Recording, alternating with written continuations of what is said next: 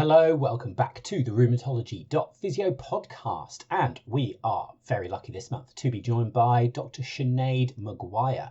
We talk all about pregnancy outcomes in axial spondyloarthritis. This is a follow-up episode to a previous podcast where we were left with a lot of questions which we didn't really know the answer to regarding preeclampsia, low birth weights, and some various other bits and pieces related to what happens to ladies in pregnancy and just after, as well as their babies.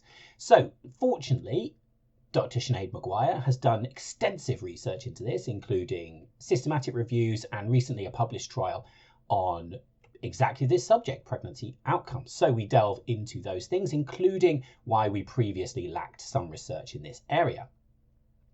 I want to thank Novartis for sponsoring this podcast. Very grateful to them for sponsoring a series of 5 podcasts. You can, of course, go back and listen to the 2 previous ones where we talked about physiotherapy and axial spondyloarthritis, and then also investigating axial spondyloarthritis in primary care. Both absolutely brilliant podcasts. This one follows that trend. Really excellent conversation, and I certainly got absolutely loads out of it.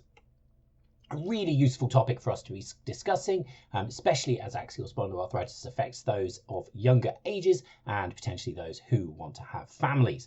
Novartis also have further learning resources as well on their Learning Hub. I'll post a link to that in the show notes of this episode. So for now, I'll leave you to the conversation with Dr. Sinead Maguire. Don't forget to hit subscribe or like or whatever it is that your podcast channel allows you to do, and you can get more episodes from me, especially the last 2 in this series, which will be recorded soon.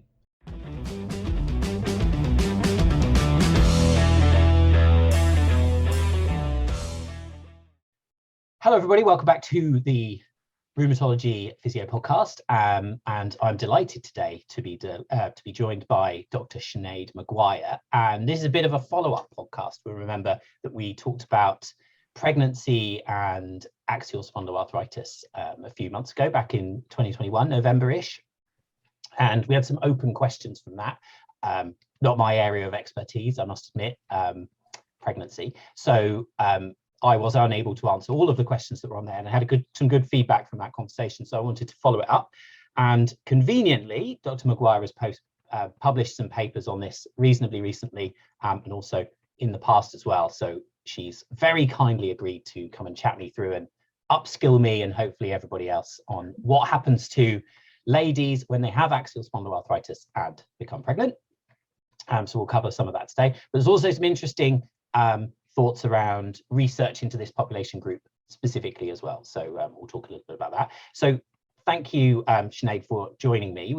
First thing first, would you like to introduce yourself a little bit, what it is you get up to on a day-to-day basis, what your job role is, those kinds of things? Yeah, absolutely. So first of all, thanks so much for inviting me on here to talk about this topic, something I'm really interested in, and I think we need a lot more interest in. So I'm very happy to be here. So I'm a rheumatology specialist registrar, or SPR, and I'm training in Ireland. I'm currently working in St. James's Hospital, and for the past 3 years, I've actually been doing clinical research using the Ankylosing Spondylitis Registry of Ireland, or the ASRI. And we've been studying essentially sex differences, so looking at males and females with axial spondyloarthritis, or AxSpA. And because we know the age of onset of AxSpA is, typically in the teens and 20s, I think any conversation about women with AxSpA would be incomplete if you don't consider, things such as fertility and pregnancy and things like that. So that's where I am, and that's kind of where I'm coming from. Perfect. Yeah, I always remember when you go to rheumatology meetings and things like that, there's a common phrase, and it says it affects people of childbearing age, which I find a really funny descriptor. But then we go on to then sort of ignore that is the thing where people want to have children, which is interesting. Yeah, usually it's discussed kind of in the context of prescribing medications and things like that. But there's so many other things to take into account. So that's where my research is focused. Yeah, perfect. Great. So my first sort of question really is around the research itself. So the paper that we're talking about, you published birth outcomes in ladies with axial spondyloarthritis and their experiences during pregnancy. The one of the things I noticed about the paper is the reasonably small numbers that you were working with. So I think it was 98 women, although there were quite a few pregnancies in that, which I found interesting. But this seems to me, or felt as a read to me, was quite groundbreaking sort of research, or at least certainly an addition to research that I haven't really seen much of before. So what is it about this cohort? And you said we need more attention. What is it about that means that we just don't have that kind of research yet until you've done it, obviously? Yeah, so you're right. Our population was quite small. We had 98 women, and there was 300, I think it was 335 pregnancies in total, and just almost 280 live births. So a lot of pregnancies, not that many women. And I mean, the problem is that this is a really hard population to capture. Normally, you have, obstetrics and rheumatology are quite separate, and these aren't groups that kind of work together on a regular basis. So, and in certain cases, those departments would actually be geographically in separate areas, especially in Ireland, where we have maternity hospitals. And I know some other countries are the same. So that means that you have patients with AxSpA will have their rheumatology records, and then on a slightly different system, maybe even a different geographical location, you have their obstetric records. And I think there's this perception, both coming from patients as well as doctors, that pregnancy isn't something that rheumatologists need to be informed of in patients with AxSpA.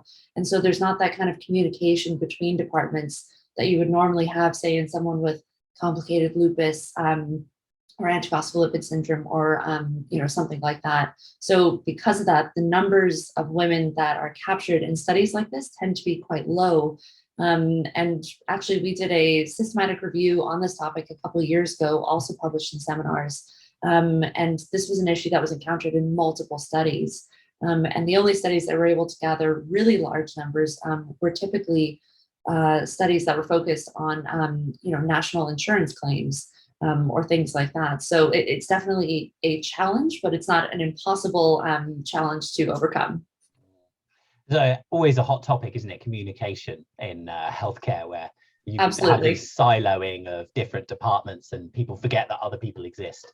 And I suppose you mentioned obviously your registrar in rheumatology, and we were talking about medications affecting fertility and those kinds of things as well. So do you think there's a case of broad rheumatologists going, okay, this lady wants to get pregnant, I've got her onto the correct medication, that's my job done?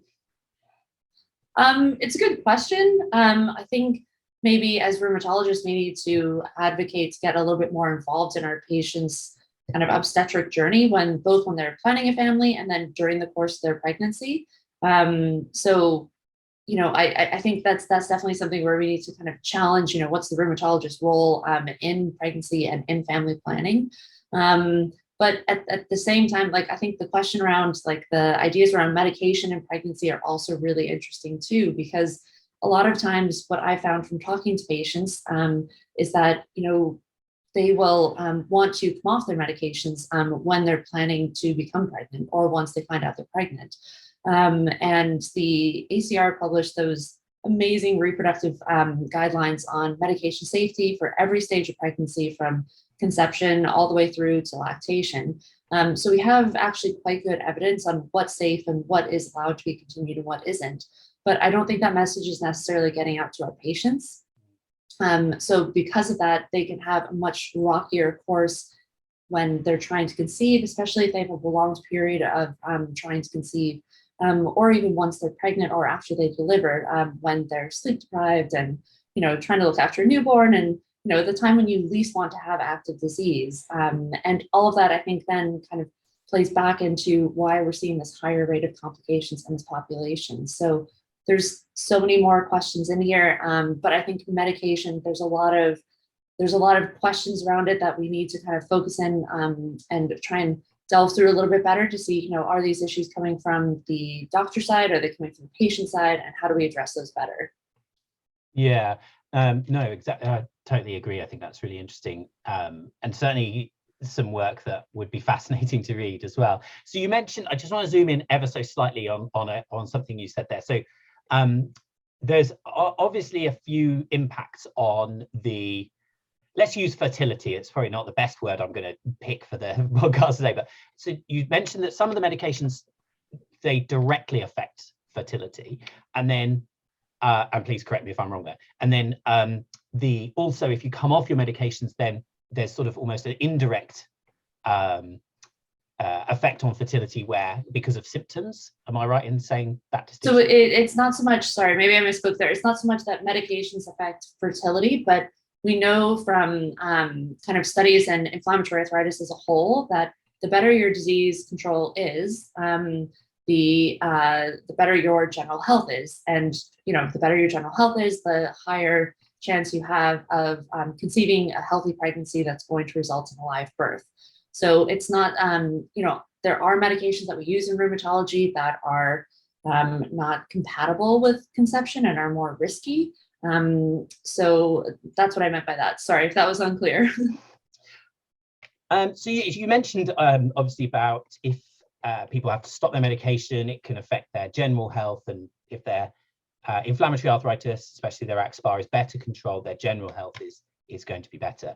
And I can really see how that might affect pregnancy as a process. But why do we need specific research into AxSpA? Because I know there's quite a lot in rheumatoid arthritis. So traditionally, obviously more of a female-dominated disease process. So there's quite a lot of research in pregnancy outcomes. So how come? Are there differences that we think, or what is going on there? Do we need the specific research?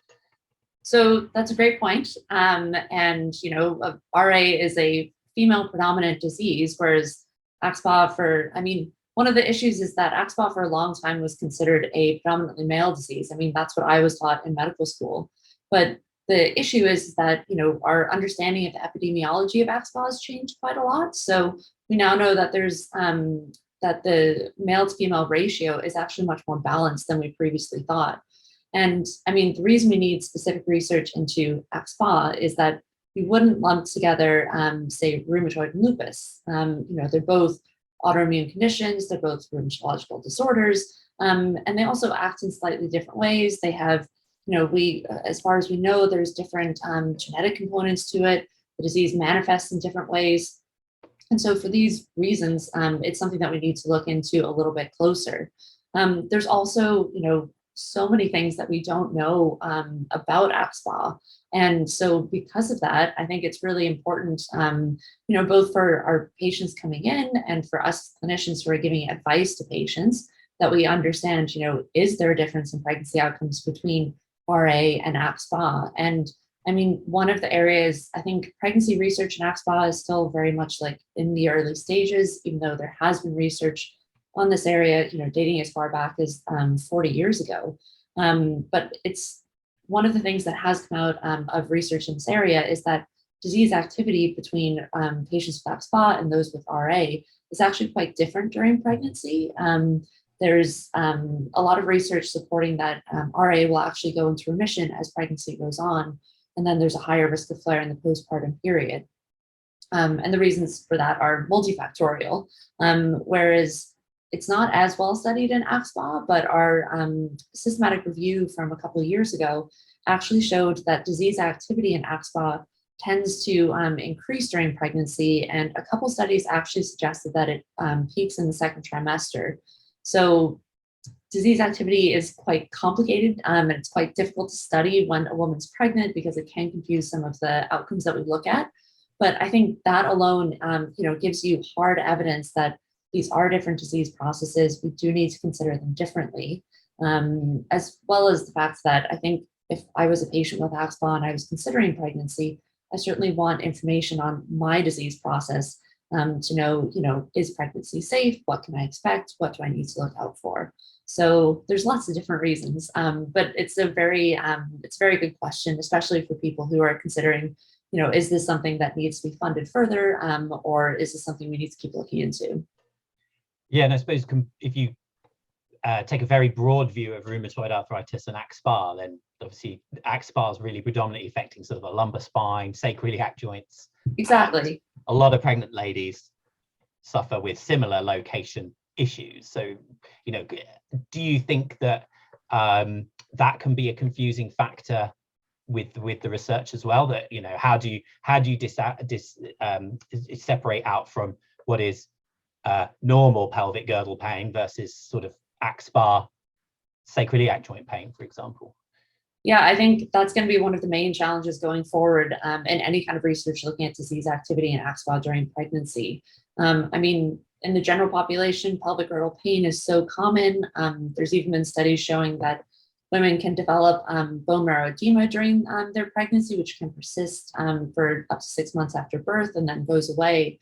So, you know, I think it's something that needs to be considered. And unfortunately, in AxSpA, unlike in other diseases like SLE, we don't have those kind of outcomes that have been adapted for use in pregnancy. We don't have anything that's validated for use. So that's, again, another area that really needs further development. But you're right, it's hard to sometimes separate out, like, is this a normal phenomenon of pregnancy? Is this their disease activity? And I think that's something that rheumatologists and obstetricians are going to have to work on trying to find that better. Yeah, the more I think about it, the more I think you're going to need some really big numbers to not AxSpA and AxSpA to try and tease some of those differences out. Yeah, exactly. And like you said before, like having small numbers for studies like this is one of the biggest challenges, because when you look at, you know, are the differences between pregnancies in women with AxSpA and women of the general population, are they significant? And a lot of different studies, maybe 1 or 2 of the outcomes will reach significance. Like in our study, we were able to hit significance for preeclampsia and preterm birth. But a lot of the other outcomes, your numbers are too small to be to hit that kind of significant difference. So actually, what I'm going to do next is, as part of my fellowship next year, I'm going to Toronto, and we're actually going to be using a much bigger cohort.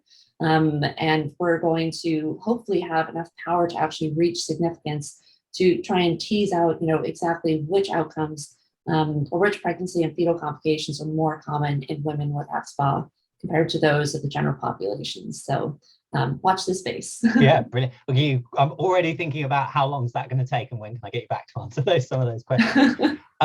So let's talk about the outcomes that you did find then. So you've mentioned already the symptoms tend to be a little bit worse during pregnancy, maybe peaking in the 2nd trimester. You mentioned about rheumatoid arthritis being worse postpartum. Did you find anything similar in AxSpA or? So in our study, we didn't ask, because this was a retrospective study and we were trying to limit recall bias as much as possible. We only asked women about their disease activity during pregnancy and then in the immediate postpartum period. So we did find 30%, just over 30% of women reported that their disease activity got worse while they were pregnant. And then nearly 20% of women said that that persisted in the postpartum period. So it's not a huge amount, but at the same time, it's still a significant percentage of women, especially when you consider postpartum period. There's so many other things going on. So again, that's a bit different than some of the research coming out from rheumatoid arthritis, where the majority of women are reporting an improvement in their disease activity. We're not seeing that same kind of pattern in women with AxSpA. So I suppose, you know, there's lots of questions like, what can we do about this? What can we do to control disease activity better during pregnancy? What can we do to try and make the postpartum period a bit smoother for these women? And that's something that we have to look at down the line. Yeah, no, yeah, fascinating. The subtle differences, isn't it? When you think about it's an inflammatory disease, why are they not all the same? And then you zoom in. Yeah, a little bit, exactly. And they're all very complicated. Yeah, and the reason we keep getting you know, all excited about disease activity is that there was one. It was quite a small study, but there was one Swiss study from 2018 that actually suggested that, you know, higher disease activity during pregnancy can be associated with more frequent pregnancy complications. So the two issues kind of go hand in hand. So that's why, you know, I think if we can control one, it might significantly help the others. So it's trying to break the cycle. Yeah, and the things you mentioned as well are obviously significant differences, aren't they? I remember reading a study in rheumatoid arthritis, and one of the main birth complications, so let's say baby complications, was a lower birth weight, which on its own, my understanding is not overly problematic. But with your study, you saw more early term births, didn't you, and more preeclampsia, is that right? Yeah, that's right. So, and you might say, oh, well, that's fine. But I mean, these results are similar to what we actually found in our systematic review as well. So, and the thing is, having any pregnancy complication has significant implications both for the mother and also for the neonate. So, and some of those complications for the neonate can have significant implications for them later in life. So trying to limit the risk of these complications happening really is crucial, not just for their short-term health, but also for their long-term health. Oh, yeah, exactly. Really fascinating. Have I missed any complications that we were mentioning there? Did I get the main ones, I think? No, those were the main ones. Yeah, those were the main complications. So. Perfect. So my next question comes on to what are we sort of going to do with this information, I suppose. So I'm thinking about, my audience is mostly physiotherapists, but it probably applies to the rheumatologists seeing these patients as well, and anybody else, GPs, etc., involved in their care. So, you've got, let's set up a little bit of a case scenario. We've got a lady coming into our clinic, whatever clinic it is. She wants to get pregnant. What kind of advice do you think at the moment we should be? Because I don't want to go scaring people or ladies. I don't. Fair enough. Do you know what I mean? But also we've got to be truthful. So where do we find that balance at the moment? What would you suggest that we're sort of telling them? Yeah, that's a great question. So I suppose, of course, the most important thing is we're not trying to put women with AxSpA, we're not telling them that they can't get pregnant or that it's dangerous to get pregnant. But I suppose the purpose of this research is just trying to figure out how can we make pregnancy safer, both for the mothers and for the neonates. So what I would say to these women, what this research has done for me is that it's made me initiate those conversations around conception and family planning a lot sooner. And so for women coming in who right off the bat are actively saying, I want to start a family, talking about things like medication safety, the importance of disease control, managing lifestyle factors, all those kinds of things. And some of them our patients might already be very well tuned into and be very aware of. But I think it's really important that we don't make those assumptions and that we have that information clearly outlined so that it's not a kind of, okay, well, this is what you should do. Good luck, off you go. I think the clearer we have those messages and the more universal those messages are, the more likely this is to filter down to, our patient population. So really just starting those conversations sooner, but also when we're monitoring them during the course of their pregnancy, I think seeing them maybe on a more frequent basis from a rheumatologist perspective, being in touch with the obstetrician in case there's any concerns over flaring of their disease, or sometimes what happens is that our patients will actually go off their medication during their pregnancy and we might not know, and then their disease becomes active. So I think establishing those lines of communication is also really important. So I'm certainly not trying to say from this research that pregnancy isn't safe. I'm just trying to essentially advocate for a safer way to monitor and manage these patients during their pregnancy. Absolutely. And I'm just going to assume a similar answer to, let's say a lady comes to see me for physiotherapy and, she says she's either early stages pregnancy or is thinking of getting pregnant. That would I suggest, opening that conversation with the rheumatologist ASAP? Yeah, absolutely. And it's actually really interesting when I was doing this research, how many times the question came up, oh, I didn't know that was something I should say to the rheumatologist, or I didn't know that was something you'd be interested in. And I've certainly seen it in clinic where we see someone and maybe their disease is really well controlled. We haven't seen them in a year.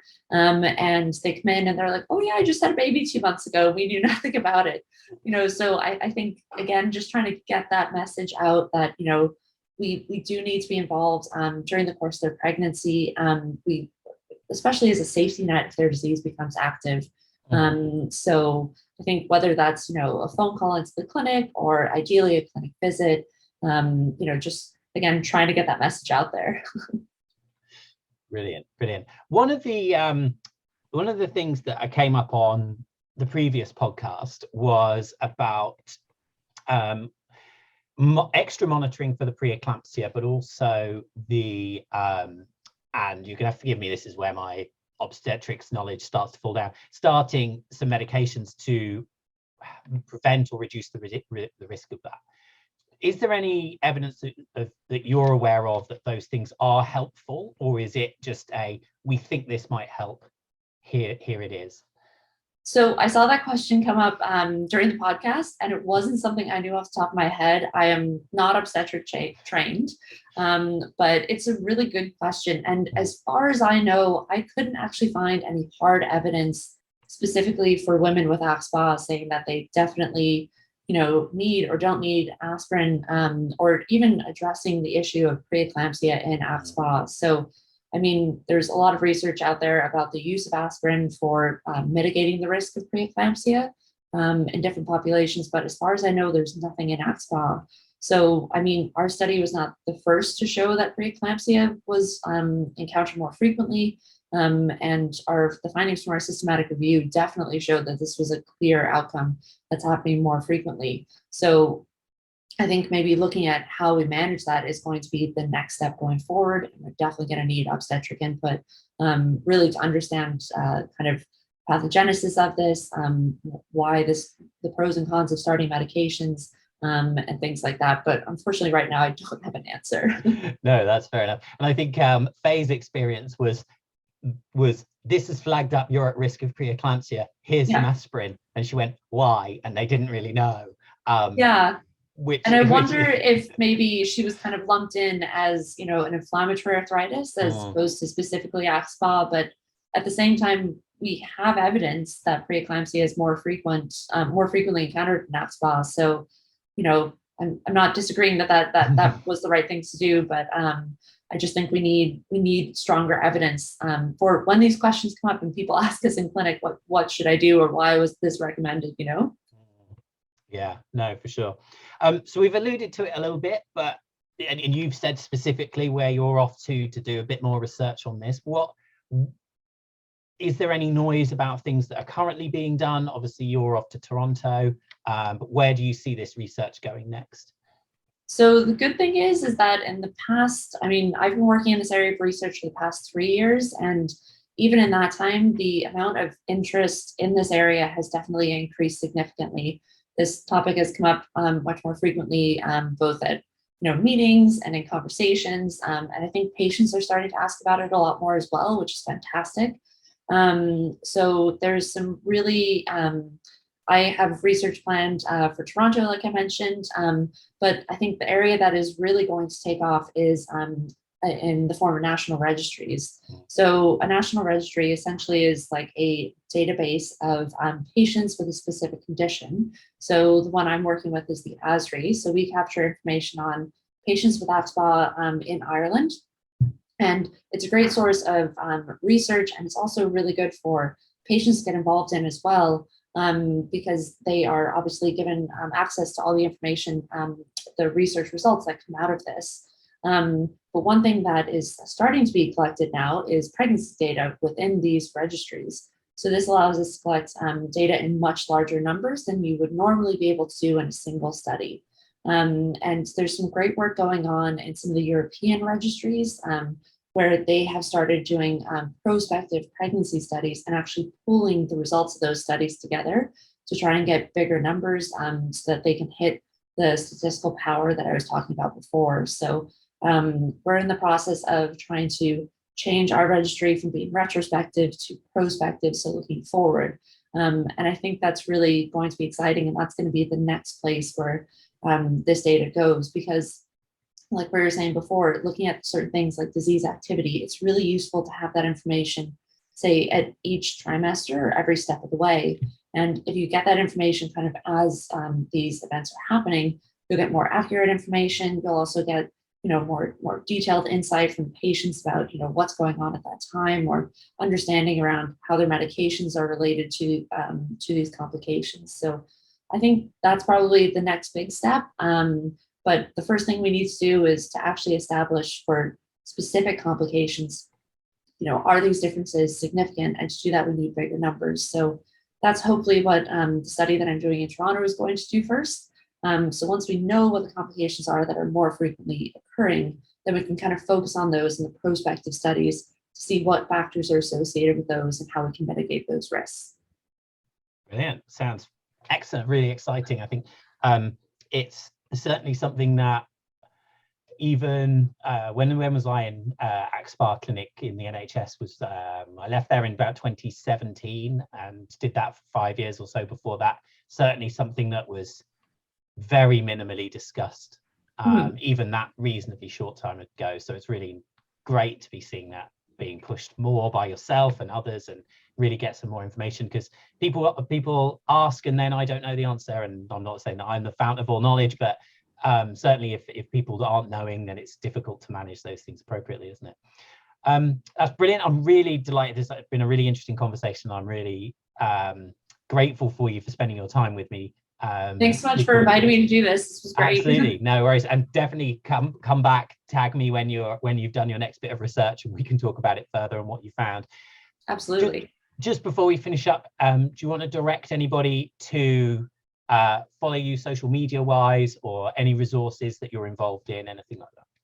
Yeah, so you can find me on Twitter at SineadM15. So I'm always interested to hear about other projects that are going on, or collaboration opportunities. So and I try and promote all of our research findings that come out on there. So, and hopefully there'll be more research on this area from me in the next few months. So thank you very much. Excellent. Brilliant. Thank you very much. Thank you.